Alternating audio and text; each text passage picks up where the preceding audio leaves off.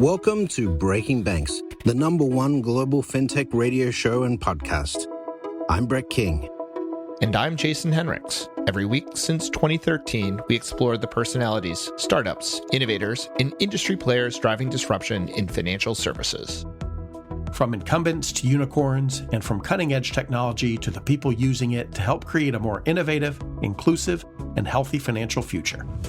I'm JP Nichols, and this is Breaking Banks.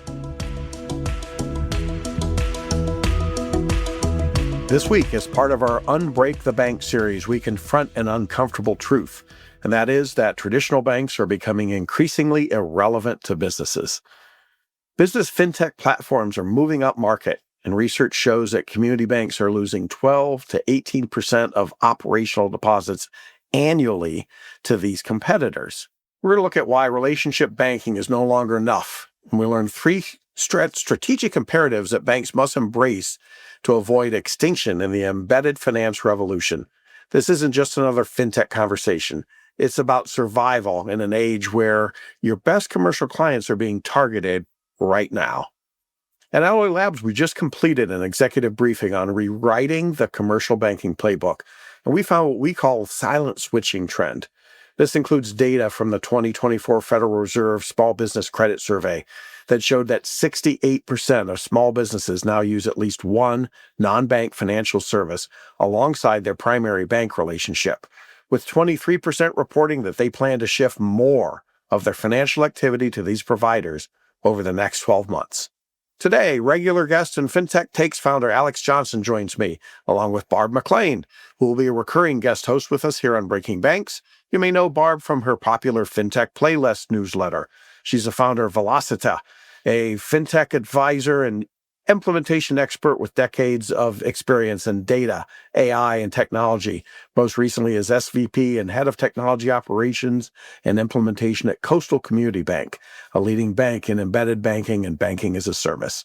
So together, we're going to look at how embedded lending is systematically dismantling banking relationships as QuickBooks, Square, Shopify, Toast, and others integrate financial services directly into business workflows, along with some options for how banks can respond to this growing threat. Well, Alex, we cited in our research your recent piece called Future of Small Business Lending is Embedded. Can you give listeners a summary of what you found and what you mean by that? Yeah, absolutely. So the basic idea is that small business owners, maybe more than any other financial services customer segment, is hyper-focused on convenience and efficiency, right? And the reason for that is that small business owners, and anyone listening would know this if you've been a small business owner, if you've worked closely with them, they're very stressed and they're very, very busy, right? They have a million different things to do. Owning a small business is incredibly hard. It's incredibly stressful because there's always some catastrophe that you have to be solving for. So they're just running around with their hair on fire constantly. And as a result of which, they, A, don't tend to make the most sort of slow, careful, considered decisions. B, they tend to really prioritize working with platforms or providers that can make their jobs that they need to do as efficient as possible.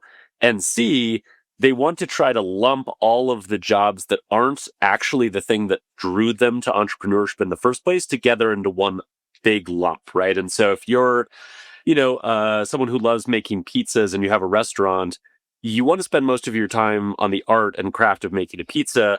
All the other things that you have to do, accounting, invoicing, buying supplies, managing employees, all of that stuff is the stuff that you did not get into this to do, and you want to lump it all together and do as much of it as quickly and conveniently as possible.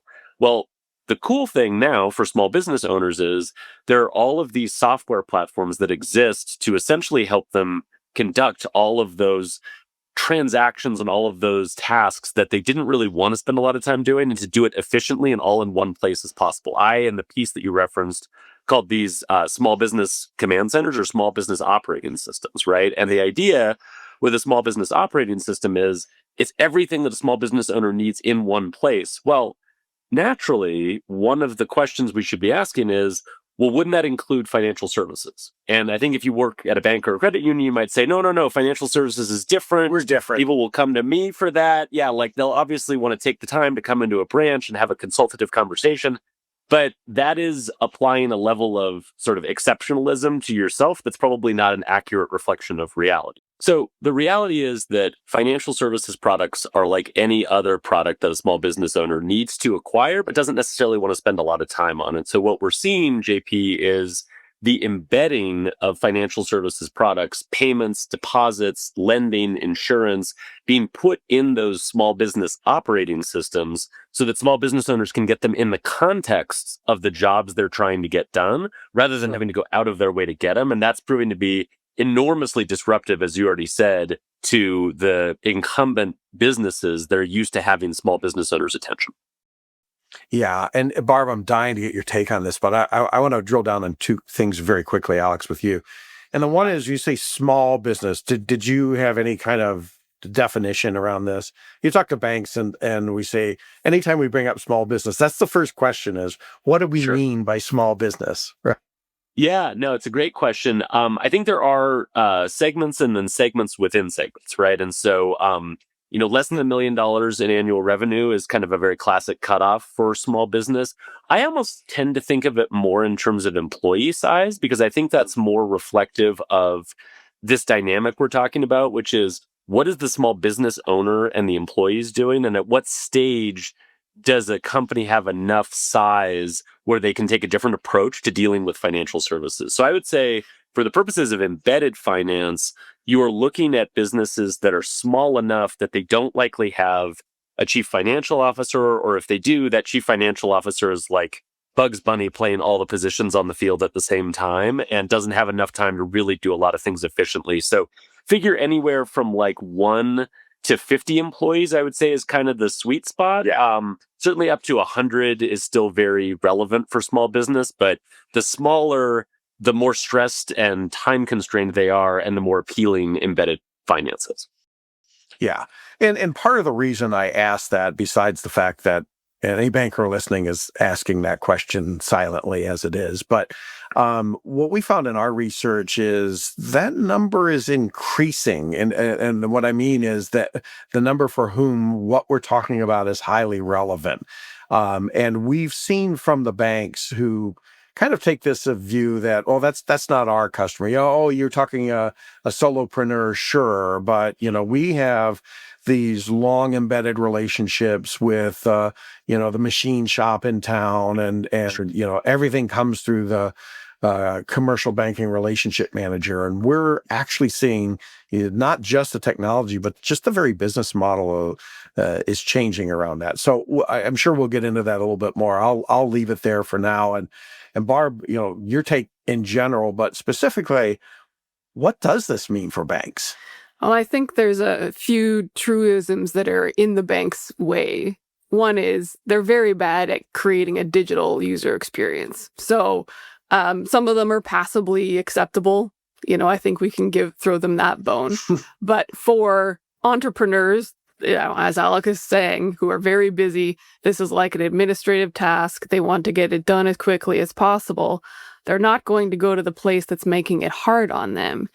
Second, I think a lot of the banks that are trying to serve this sort of segment or segment within segments better tend to be slapping on a business veneer on top of their personal digital banking experience. And so even right from the login and credentialing on who are you and what permissions should you have, it's a totally different experience when you're a small business person versus, your personal persona. So I think that's been a detriment to banks as well.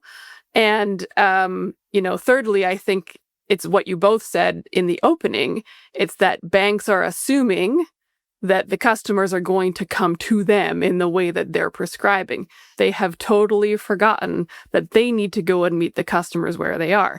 I think it's this fallacy of I need to own the customer relationship. Relationship banking, as you're saying, is the saving grace. Especially if you're a smaller institution, community bank or credit union or the like, right? We know our customers, we, win on relationships. Therefore, we have to own them in this digital experience. They have to come to us to get it. And then you add all of those things together, and it just adds up into why they're not being served well. It's because the digital experience is terrible in most cases or non-existent, and you're forgetting the fundamental of meet the customers where they are. And that's a huge problem for banks. Well, and I think that uncovers another irony to this is if you do believe that the way we win as a bank is because of our relationships and it's centered around our relationship manager, the reality is these platforms that Alex is talking about, they already have their nose under your tent. And I'll give you just one quick example. I interviewed a controller of a small business that I knew. I knew their employees used the ramp card specifically for processing employee expenses and reimbursements. And I knew who their bank was, and I knew that their bank actually offered something very similar, if not identical. But I was just curious why they decided to take that up. So she gave me a few minutes of her time, and I just asked, well, how did you think of this? And I said, well, our bank doesn't offer this. And I bit my tongue saying, well, actually, I think they do. And, I asked about the jobs to be done. Alex, you knew you were talking my language as soon as you said those words. And it really was taking the friction out of employee payments and reimbursements while adding more controls for the business. And so they looked at a couple of different ones, ended up with Ramp. But the upshot of this is there are several $1,000s a month going out of their bank account, and it's there on the statements, right? If the bank bothers to look, they will see thousands of dollars in debits going to Ramp. And guess what? Ramp is talking to them about lots of other services, including now their new personal banking offerings and all of that. So, this threat is here, it's now, and it's only growing. I think that totally exposes another problem that is prevailing in banks is that they don't have their data state in order. They don't even see or have the ability to see that problem. Maybe they suspect they have that problem, but they don't have an ability to confirm it with data. Well, that's a good point. That is something that these small business operating systems, as Alex calls them, have in spades. So, Alex, let's walk through some of these. Who are we talking about here, and what are some examples? Yeah, so there's kind of two different flavors of this, right?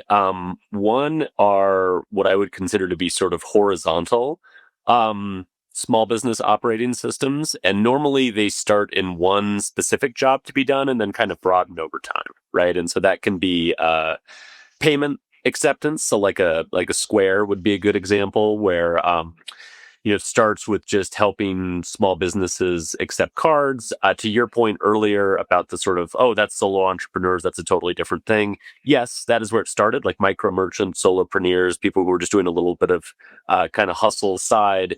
But Square has grown into a platform that larger small businesses use, and not just to accept payments, but to manage inventory, to manage scheduling, to facilitate loyalty programs, like all of the jobs to be done for that small business owner besides the craft that they want to spend all their time doing. All of that can now happen in Square, and that works across lots of different types of industries. Another classic example, obviously, is Intuit and QuickBooks, and starting with accounting, but then expanding into just a whole suite of other adjacent areas that are all these administrative tasks that small business owners don't want to do. The nice thing for those horizontal platforms is, and this is the thing that's really difficult to compete against, they have tremendous brand awareness, right? Every small business owner or new small business owner, even if it's a Gen Z consumer who's never really done any of this before, but they're going to know who Intuit is, right? Everyone knows who Intuit is. They've all heard of QuickBooks. They've all heard of Square. They've all heard of Shopify. So those platforms are well known, and they sort of draw new small business owners to them. And that's where that relationship starts. The other model, which is one that I would be even more concerned about if I was a bank or a credit union, is the vertically specific small business operating systems, right? And these are the ones that are not built to work across industries, but are work to be the best possible answer for one industry. So you have Toast in the restaurant space, which I'm sure we've all probably interacted with personally when they bring the little point of sale system to your table to check out. That's the part that's visible to the end customer, but they handle all of the back office operations for running a restaurant as well. They do a lot of lending. In fact, lending is one of their biggest forms of revenue now, is loaning money to restaurants. MindBody is the same exact type of operating system, but for health and wellness businesses. Service Titan is one that just went public. They do the same operating system for field services businesses like electricians and HVAC installers.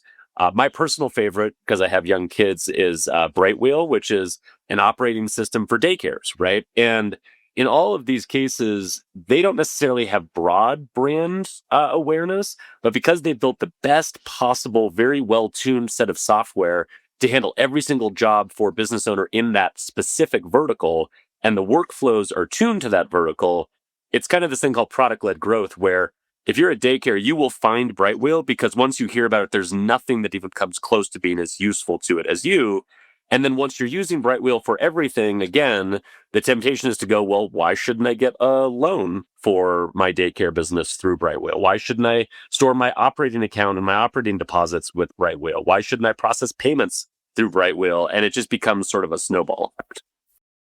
Well, I'm super fascinated by the regional differences here, though. So the story of Toast is a great one, right? Because I've been very confused every time I come down to the States and I give you all my credit card and somebody runs away with it. And then I still have to sign my name, the whole chip and sig thing. We had pizza delivery drivers bringing us point of sale devices in Canada at least 15 years ago. So I think it depends on where are you and what kind of assembly of tools and other vendors, does a company have to consider when they're trying to make this easier for the small businesses. Yeah, that's right. It looks a little different in each area, right? Because the jobs to be done are a little bit distinct. But I will say one of the things that's really interesting, and I'll just give you an example of like the level of specialization that goes into those vertical specific ones, right? I was talking to a small business operating system that focuses on serving small legal clinics, right, and law firms. And they've tuned all of their workflows to really be built to serve law firms well. And they do deposits, right? And so they have an embedded bank account. In fact, they have two different kinds because one of the embedded bank accounts is for the law firm's operating funds, and the other embedded bank account is for the law firm's funds that they are holding in custody on behalf of their customers, right?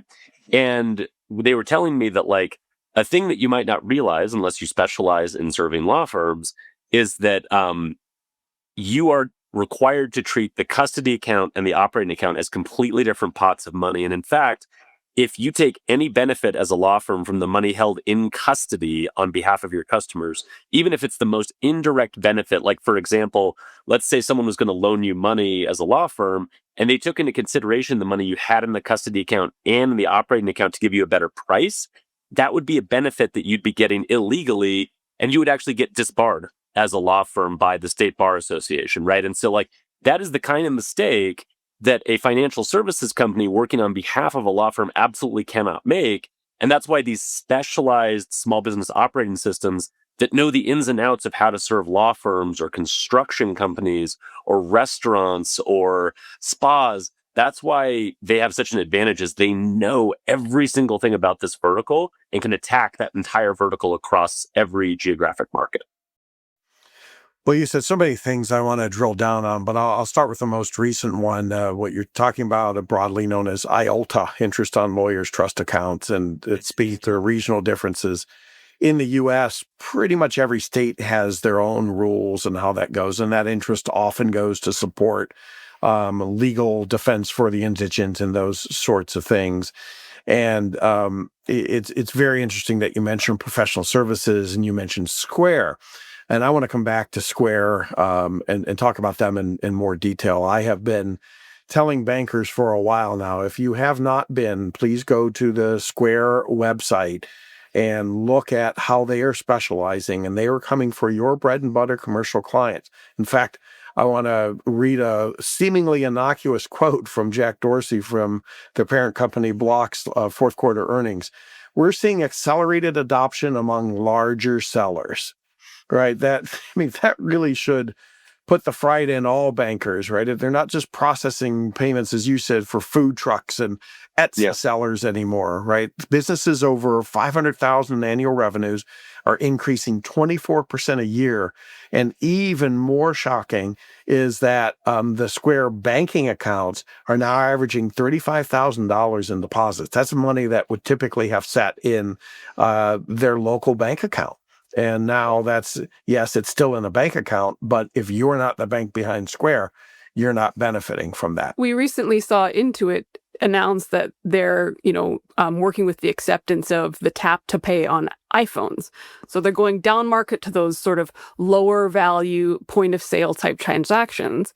And they're absolutely trying to come for Square's lunch there. And I would expect they're going to do the same and go up value as well. And if you're a bank that has a large merchant services division, you need to understand that.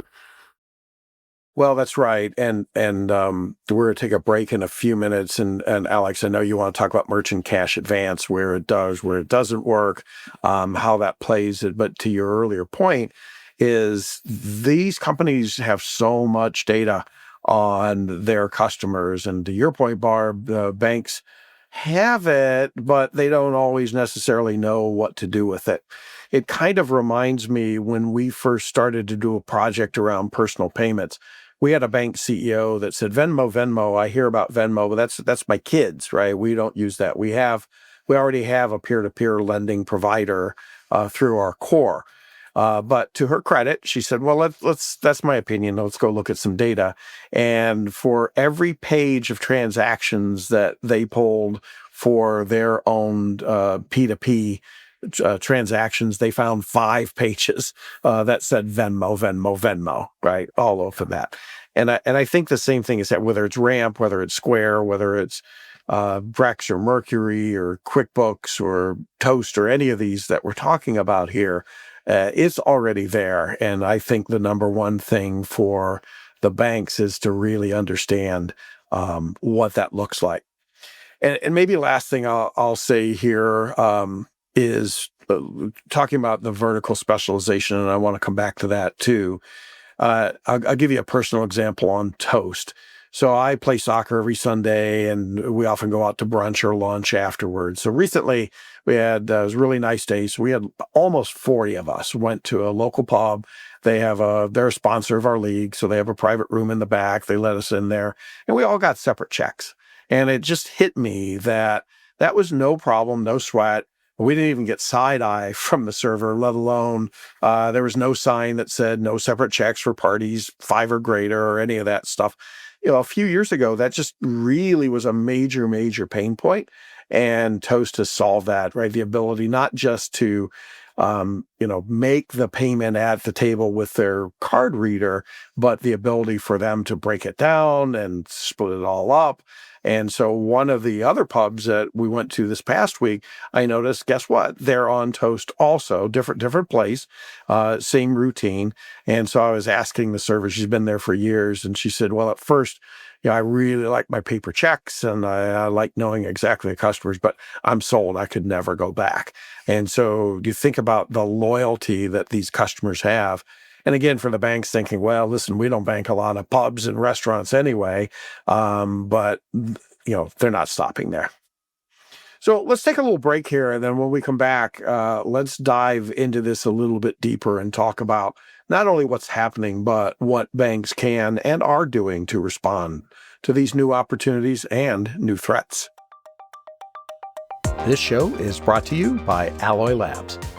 As much as we love talking on the show, we believe that action is more valuable than talk. Alloy Labs is the industry leader in helping fearless bankers drive exponential growth through collaboration, exclusive partnerships, and powerful network effects that give them an unfair advantage. Learn more at alloylabs.com. Alloy Labs, banking unbound. All right, welcome back. We're talking with Alex Johnson and Barb McLean about small business operating systems, aka the QuickBooks, the Squares, the Intuits of the world that are increasingly becoming valuable to small businesses and increasingly threats, but maybe also opportunities for small business. Oh, Alex, in your recent article, one of the other things you talk about, you broke down the idea of merchant cash advances. And what I really like about, well, first of all, you're always very good at taking complex topics and breaking them down into simple pieces. And, merchant cash advances on the surface doesn't seem like, oh, that's really amazing. It's kind of like buy now, pay later. Well, why do we need that, right? We already have credit cards. We can pay for things. But you talked about Square Capital, right? Launching that kind of idea. First of all, what is a merchant cash advance and how does it fit into this scheme that we're talking about here? Yeah, absolutely. So, merchant cash advance, as you said, is not like a new product or a really new idea, right? It's been around. It's been around for a long time, and essentially, it's just a form of receivables financing, right? So it's the idea that if you have money coming in as a business, someone should be willing to lend you money against those future inflows of money to advance you money, essentially. And so, a merchant cash advance is literally just advancing cash to a merchant they're going to get. The challenge historically has always been more from a product and underwriting perspective. How do you structure a merchant cash advance product in a way that is beneficial for the merchant, meaning it's convenient, it provides them with needed access to capital, it sort of allows them some level of flexibility as they sort of pay off the loan that they're getting, and it's not like overly predatory. And then from a lending perspective, how do you ensure that you're going to get paid back? How do you ensure that you're not underwriting cash flows that are coming in that actually don't exist or that are at risk in some fashion? And so you mentioned Square. Square Capital, which was Square's lending arm, was launched back in 2014, right? So more than 10 years ago. And again, it's not like a new concept, but they put a really interesting new spin on it, which is they did what I call embedded MCA, or embedded merchant cash advance. And the idea is basically that you can only get a loan from Square if you process payments with Square, right? So the first question of, hey, how do you know that this merchant is likely to get paid, and thus the money that you're advancing them is money that you're going to eventually be paid back? Well, Square knows because they require you to process payments on Square before they will give you a loan. And they use your history, not general history, but your history on Square specifically, of processing payments and collecting payments over time to predict the volume of future payments that you're likely to get. And as you guys know, small business, it's actually pretty predictable from a cash flow perspective, especially if you can specialize in certain verticals or certain areas. And so Square can model out, hey, this business tends to have a cash flow pattern that looks like this. We can expect payment processing coming in to look like this, and therefore we can advance a portion of that to the end customer. And then the other benefit for Square is, again, because they're the ones processing the payments, they can take repayment for those merchant cash advances directly out of the payment stream before it ever gets to the small business's bank account. And so they literally, it's kind of like payroll attached lending in the consumer space. They literally dock your paycheck as you are getting money in as a business. And that, I'm not going to say it reduces their risk down to zero, but it significantly reduces their risk of non-payment, because as soon as the small business makes money, a portion of that money goes back to Square. And so it's this very efficient, very low risk, very capital efficient approach to lending. And it's been enormously successful. Square Capital in the last 10 years has loaned out more than $9 billion to more than 460,000 individual Square merchants, which is kind of mind-blowing, and I'm guessing would probably catch at least some listeners by surprise.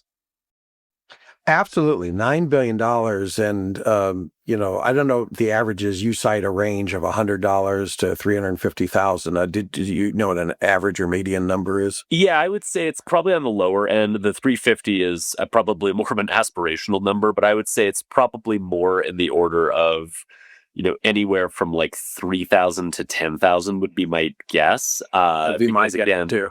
Yeah, it tends to be kind of on that smaller side. And receivables financing is a form of like short term, just getting you a little bit of money to do certain things, right? So you're not necessarily going to finance buying a brand new set of ovens for your bakery or something using merchant cash advance, but for probably sort of just smaller, bridging some timing differences on your cash. Exactly, just kind of bridging cash flow gaps, and so that's what they're using it for. Yeah. Well, Barb, I mean, these sound like pretty big moats around the business. If you're a bank, you would love to be able to make that kind of capital efficient, highly,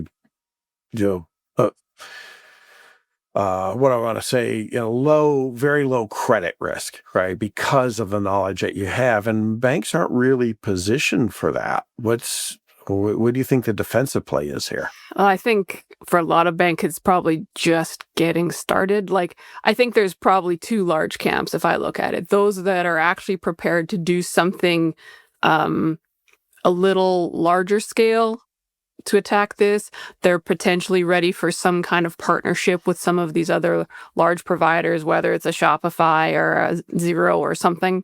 And I think then there's the everybody else. And the everybody else tend to trip over themselves and not know how to get started on almost anything. I'm not trying to knock that constituency. It just is sort of my observation of how they tend to work. And, in Alex's piece, he does such a good job of even visually breaking this down. If you're a bank that doesn't know how to get started, I want to draw your attention to, one of his last diagrams where he literally calls out two things that are bread and butter for financial institutions. One is payment processing, right? A lot of banks, especially those that have dipped their toes in sort of more of these partnership models, but that's moving money around is sort of the nature of banking, right? So that would be one. The other one is literally labeled banking. So, hey, we can do that. Right, exactly. Isn't that kind of what the banks are there to do? So, some of this is technical constraint, I think, on getting started. Do you even make it easy for your small business users that are using Xero or QuickBooks or whichever other of these small business operating systems to even draw in their information about where they have an account with you? Have you even gone that far? Don't treat these as adversarial things. I know you really want that pizza shop owner to log into your online banking portal, but as I said before, they don't want to do that. They're already living over there in QuickBooks and just want to run their payroll. And so you need to make it easy for them to draw on the information about their activities with you into this other experience. You just need to make peace with that. And that would be some of the quick getting started advice that I would give to some of the organizations that don't know how to do that. Well, that's really good. And I think taking the broader view, Alex, you break it down very simply. Look, every business has money coming in, receivables, money on hand, working capital, and money going out. That's payables. And then you break down, what are the opportunities or products that are available to help those small businesses for that. And as Barb said, in the middle, working capital, we're pretty used to that as bankers, right? We can make unsecured installment loans, secured installment loans, lines of credit, operating lines of credit, right? That sort of thing. We're pretty good there. Maybe not so much traditionally on the front end, right? Doing receivables or invoicing lending, right? Factoring, that sort of thing that traditionally has been non-bank providers, and increasingly, right, these more sophisticated non-bank providers are really eating into that. Payment processing you mentioned. And then on the back end, on the payable side, sure, we probably offer some sort of credit card, and maybe we even include a employee reimbursement module or something on a corporate card. But payroll finance and payables finance, right, there's a lot of opportunities there.